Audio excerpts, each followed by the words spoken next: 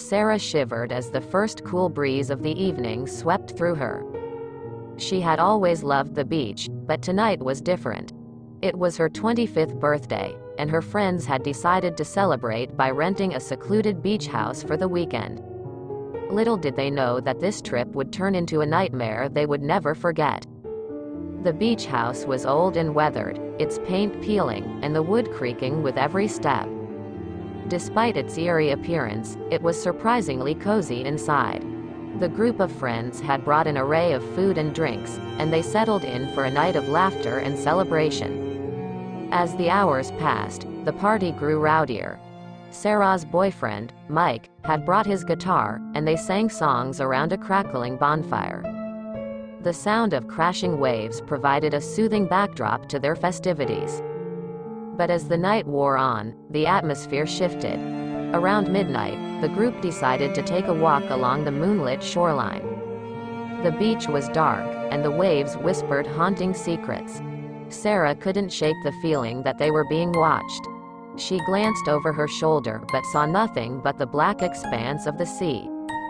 As they walked, Mike suddenly stopped and pointed toward the water. "Look, what's that?" he said, his voice trembling. They all turned to see a strange, dark figure emerging from the sea. It was tall and thin, with long, spindly limbs. The group froze in terror as the figure drew closer. With each step, the figure's features became clearer. It was a woman, her hair plastered to her face, and her clothes tattered and soaked. Her skin was pale and wrinkled, as if she had been in the water for centuries. She walked with an unnatural, jerky motion, like a marionette controlled by invisible strings. "Who are you?" Sarah stammered, her heart pounding in her chest. The woman's eyes were empty voids, and she spoke in a raspy whisper. "I am Marina, the keeper of this beach." Marina's presence sent shivers down their spines, and her words were laced with an ominous warning. She claimed to be the guardian of the beach, tasked with protecting it from intruders. She told them that they had trespassed on sacred ground and that they must leave immediately. The group, now thoroughly unnerved, hurried back to the beach house. They locked all the doors and windows, trying to rationalize what they had just witnessed. Was Marina some local eccentric, playing a prank on them? Or was there something more sinister at play? As the night wore on, their unease deepened. Strange sounds echoed through the house. Whispers in the walls, the sound of footsteps on the creaky floorboards, and eerie laughter that seemed to come from nowhere. They tried to convince themselves that it was just their imaginations, but the fear in their eyes told a different story. Sarah couldn't sleep. She lay in her bed, staring at the ceiling, replaying the events of the night in her mind.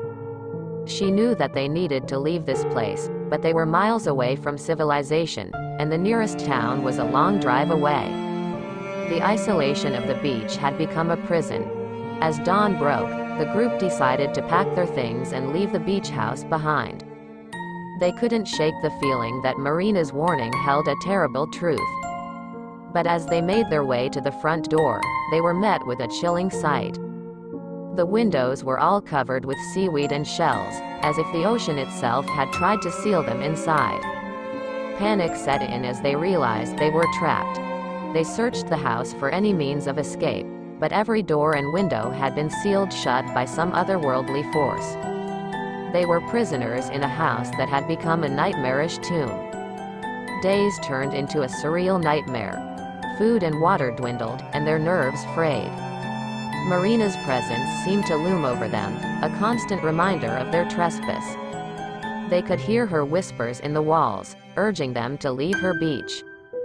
One by one, the group began to lose their sanity. They argued and fought, consumed by fear and paranoia. Mike, who had been the most rational among them, became obsessed with finding a way out. He ventured into the basement, searching for answers, and never returned. Sarah was left alone, the last survivor of their ill-fated trip.